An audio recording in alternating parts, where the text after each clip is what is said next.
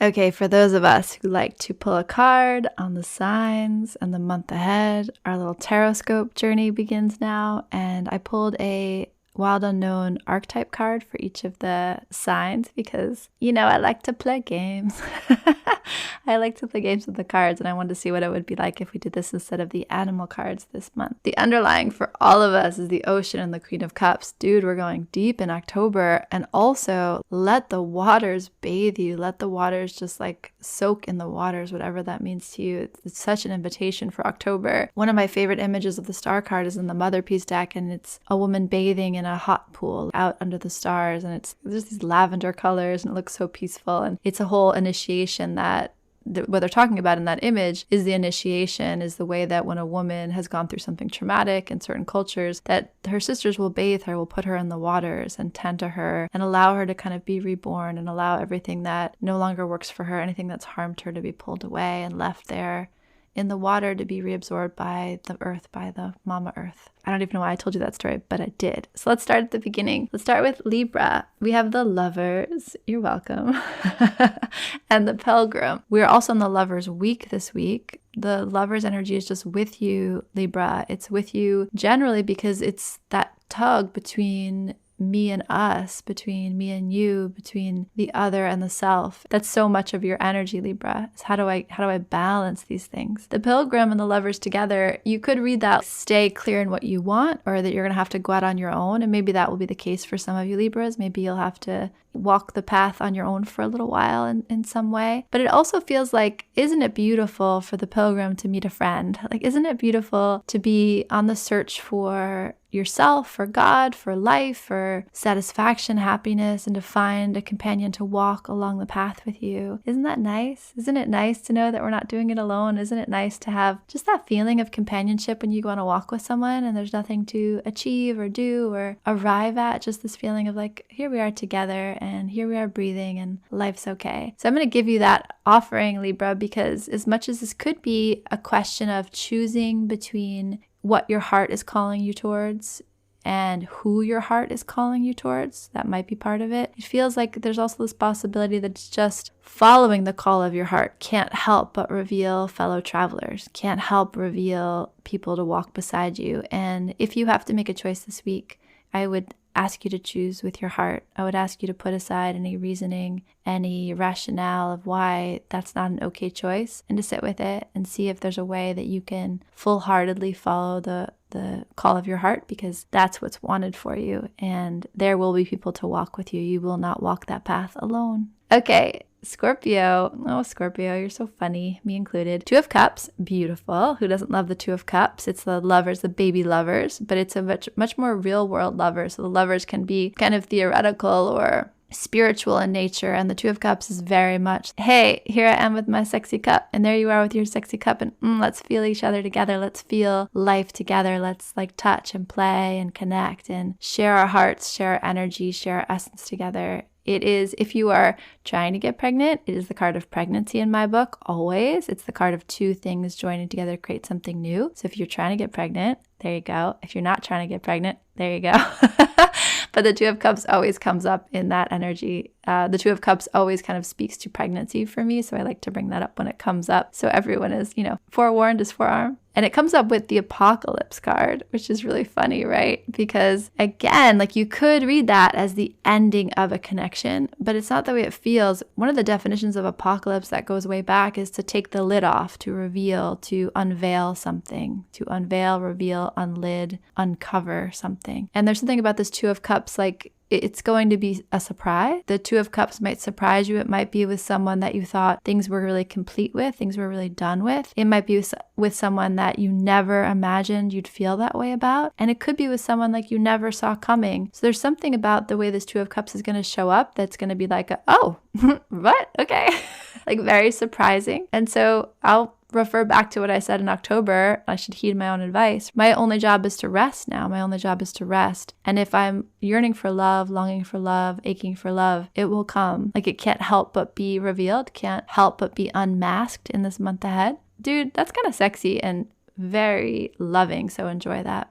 Sagittarius, you have the Five of Cups, which we know, any of us paying attention so far know that's a tricky energy. It's a card of grief, but there's something about it comes up with the Kiss, which is a really beautiful, it's so interesting. All three of those sets, so the Pilgrim, the Lovers, Apocalypse, the Two of Cups, the Five of Cups, and the Kiss, those can all be read like the ending of something. So maybe for many of you, there are relationships ending on whatever level. I'll remind you that the form it's in can be ending, but that doesn't mean the connection is done. It doesn't mean the connection has lost its vitality in life. You know, sometimes the affair, the love, the connection, the partnership has to end, and that's right and good, and that's where energy wants to be. It wants to be in the movement away from. But if the energy still wants to be in the movement towards, there's always a way to look at that it can be reshaped and reformed. Love doesn't go away. It just moves like energy. It just gets transformed. First, feed yourself and see where that fullness leads you. There's something about that for all three of those signs. But back to Sagittarius. Sorry, my friend. Five of Cups is a card of grief, but it's like grief sustained, grief explored, grief accepted. I've said this before. My teacher Cass said it, and it's come up a bunch of times recently, that grief has its own momentum, its own medicine, its own intelligence. And when you allow grief in, when you don't clamp down around it or fear it or constrict it, it has its own movement. It's moving you towards something. Grief is expanding your heart space, your connection with the now, connection with the movement through time and space. That is its own intelligence. It will take you somewhere. If you allow grief to move through you, it will reveal something really powerful to you. And that's what the Five of Cups really says. It says like, stay here, stay with this grief, let it move through you, let it travel through you. The Two of Cups is on the other side of that. So like love, connection, joy is on the other side of that. And I always think about that quote, and I'll probably butcher it, our grief is in proportion to the joy that the relationship, the thing, the experience gave us. Or grief is in proportion to the love that was experienced in that space. So as much as grief has its own tender ache to it, or sometimes violent ache to it, it also reveals to us the violent joys and the tender joys and the violent love and the tender love that also came from the place that you've moved through, or the person that you moved away from. Five of Cups, you're still standing. Stay in the grief, stay in the fullness of it, and know that there is a hand to hold on the other side of it. There's a hand to hold through it, but there's also a hand to hold on the other side of it. The Kiss is like recognizing that as much as something, we might be grieving something, we grieve it so much because it was so sweet in the moment. And we grieve it so much because we want that sweetness back. And you'll find it. And it's like October energy. We're talking about cycling back to sweetness, cycling back to the blessing, cycling back to the light. I really feel that for you, Sagittarius. Again, rest in this and know that it's leading you. Like the path will get revealed to you. The sweetness will come back. The sweetness will return. Capricorn. Capricorn, this is a really funny combination. It's the Two of Swords, which is the horns of a dilemma. Which way do I go? Which way do I go? The way that our brain confuses us, the way we feel cut off from our heart, cut off from our third eye, and we feel like we have to think our way through something. And the comic, which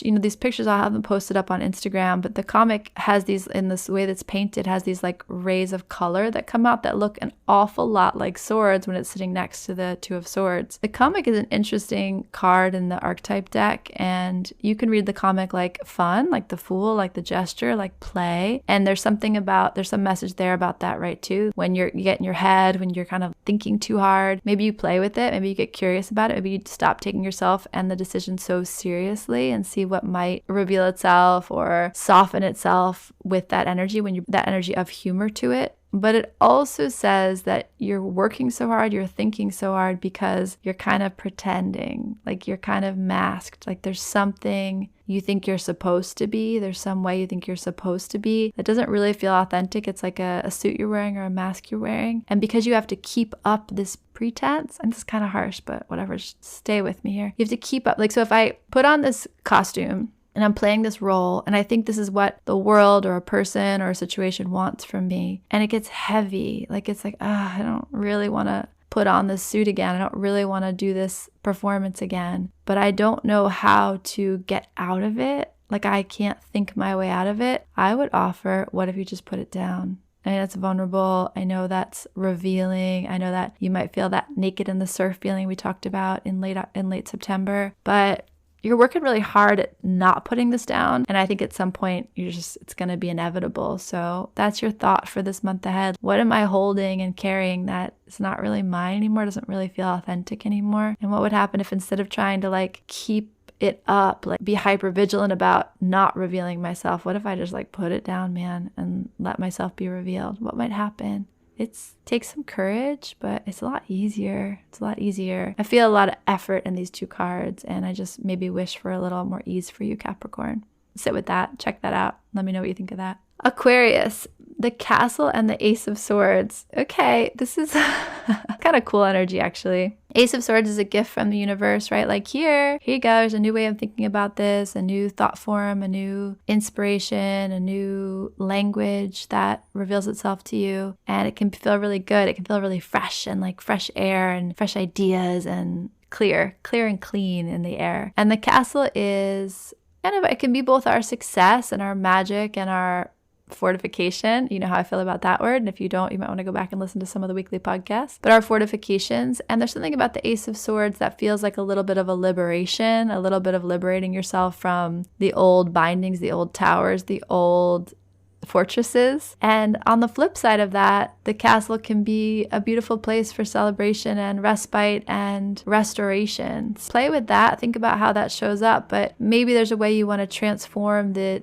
dark heaviness of the castle of like, what do I have to keep safe? What if you just like swing open the doors and let in the fresh air and invite people to a party and light some lanterns and pick some flowers and let people in, let life in. There's something about that energy here that feels really good, and it feels like Frozen when they throw open the gates, invite everyone in. That's kind of what it feels like. Enjoy that. Pisces. So Pisces, you might have some shadow work to do in October. I almost said in November, so that's interesting. The Eight of Swords is challenging. It's trust yourself, trust your feet, and the shadow card is the other card that came up with that.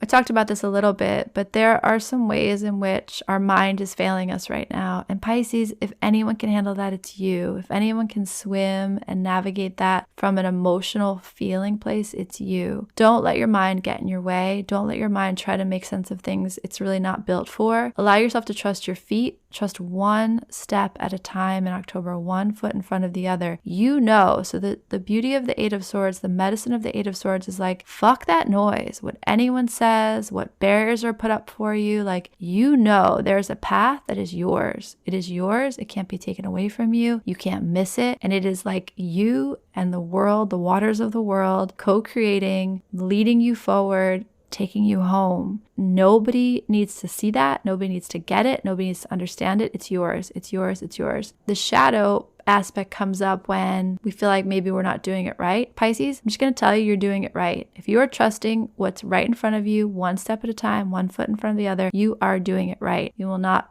be sorry. I promise you, you will not be sorry. And by doing that, things might bubble up. Doubts, mental energy might bubble up. Watch it, witness it. Wish it the best, integrate it where it's necessary. I don't know why I just said it like that. Integrate it where it's necessary. And that's it. Let it become your power. There's something here about the world trying to like squeeze you in places and you just staying clear in your path and letting that actually become fuel for your fire.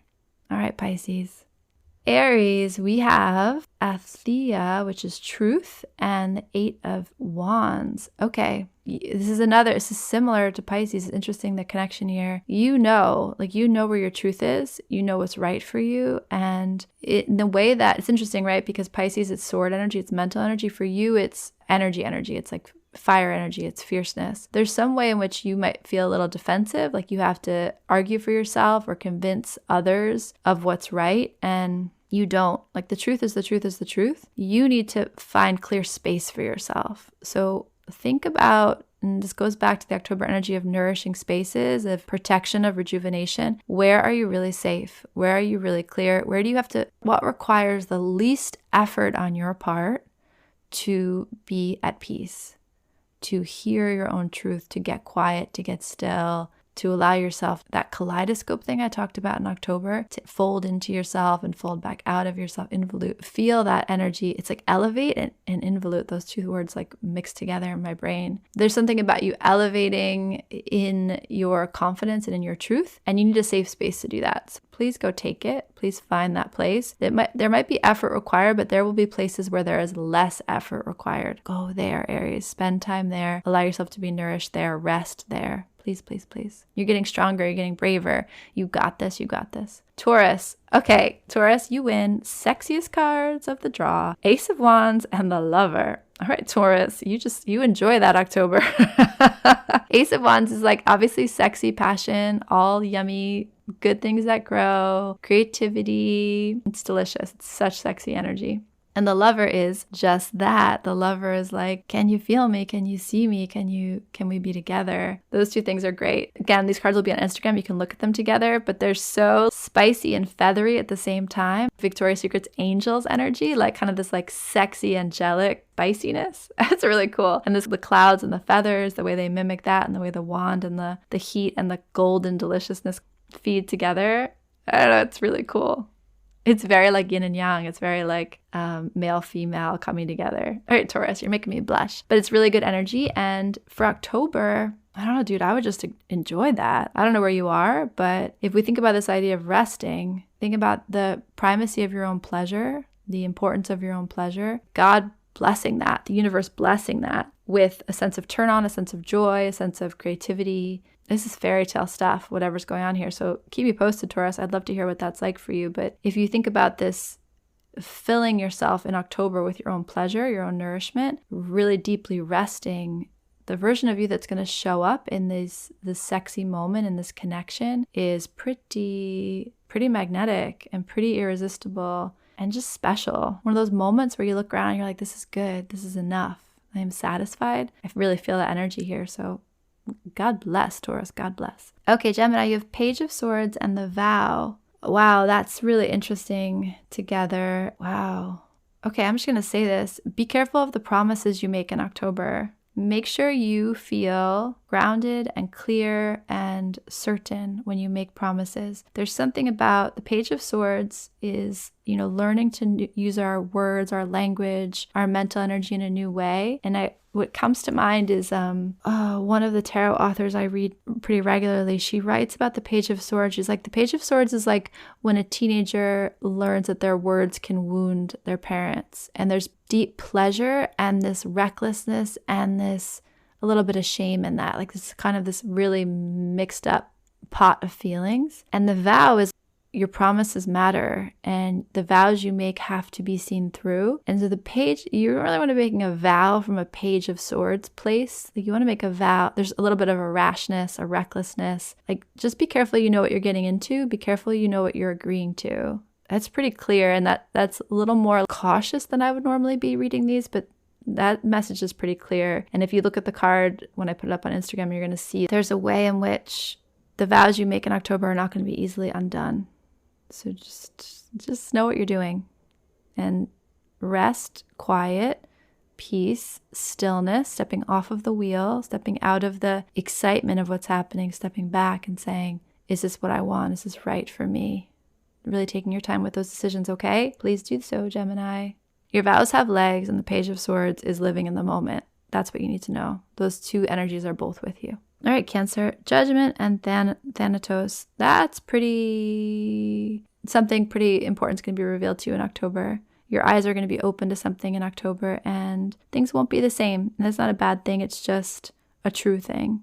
Go back to what I was saying to Scorpio a little bit. There's something about something being revealed, unlidded, unmasked in October that will change you. It will transform you. And you could hear what we said in September about towers crumbling and about you taking on a new shape, taking on a new container. I would also, for some reason, tie it back to what came up for Capricorn, which makes sense, I guess, the Cancer-Capricorn connection. There's something about the way that Capricorn needs to be unmasked, needs to be revealed. You are being unmasked and something is being unmasked, something is being revealed, and it will change things for you. And what you want to remember in October is that there's a lot of blessings that come with that. So while it might be difficult in the moment to to have something change or shift for you, it's right on, and it's a blessing, and there's a reason why the wheel is turning in that way. Judgment is what we wish for. We wish to see more light. We wish to see ourselves more clearly. We wish to see the world more clearly. And that is coming to you as a gift this month, Cancer.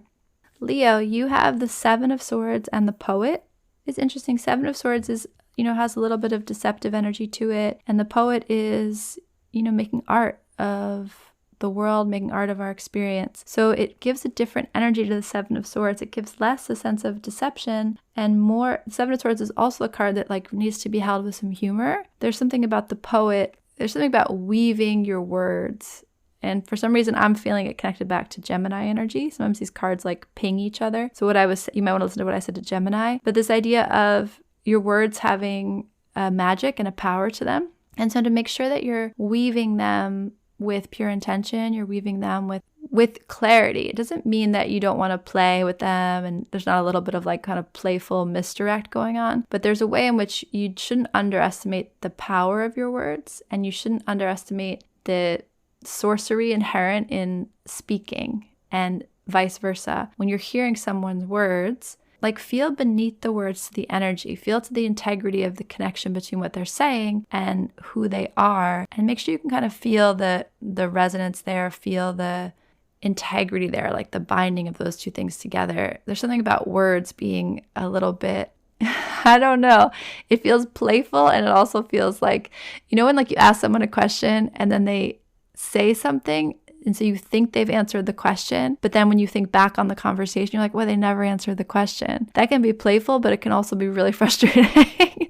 So just notice, if you want answers to things, keep asking questions until you get the answer you need. And if you are misdirecting for your own reasons, get curious about why you're doing that. And maybe it's all in good fun, but there's a little something there, Leo, for you to pay attention to.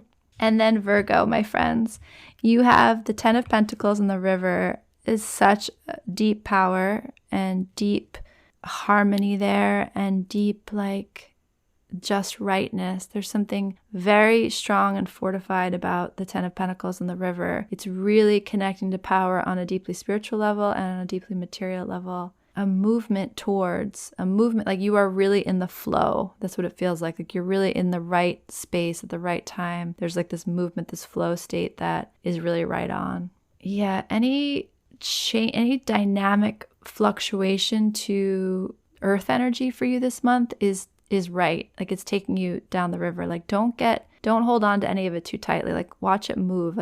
Trust the momentum of your own efforts. Trust the momentum of your own longings. Trust your own movements. Trust the fact that you're really in a flow state. You're really in this October trajectory, this the blessings, the turning of the wheel. You feel very favored. I know it's not fair to anyone else, but you feel very favored in this month ahead. So it feels really right on. Enjoy that, relax into that, ease into that. That was a lot. I love you all. If you have any questions, I want you to text me. If anything I ever say on this podcast or in any of these readings strikes you as confusing or leaves you worried or afraid in any way, I want you to text me. I want you to reach out to me on Instagram. I want you to email me, because that's never the intention. There's always, again, tarot is an optimist. Me too. Tarot is love. Me too. And anything that doesn't land that way for you, let's work on it. You're not in this by yourself. You're not in this on your own. And I got you, and tarot has you, and the universe has you. Particularly this month in October. Let yourself rest, babes. Let it all kind of happen as it's meant to happen in a much more gentle, harmonious, easy way. Good times. So much love at you, and I will talk to you so soon. Bye.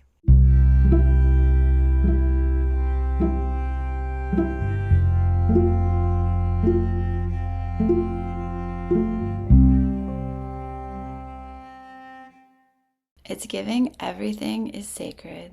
It's giving art. It's giving light you up and turn you on and set you free. It's giving curiosity. It's giving freedom.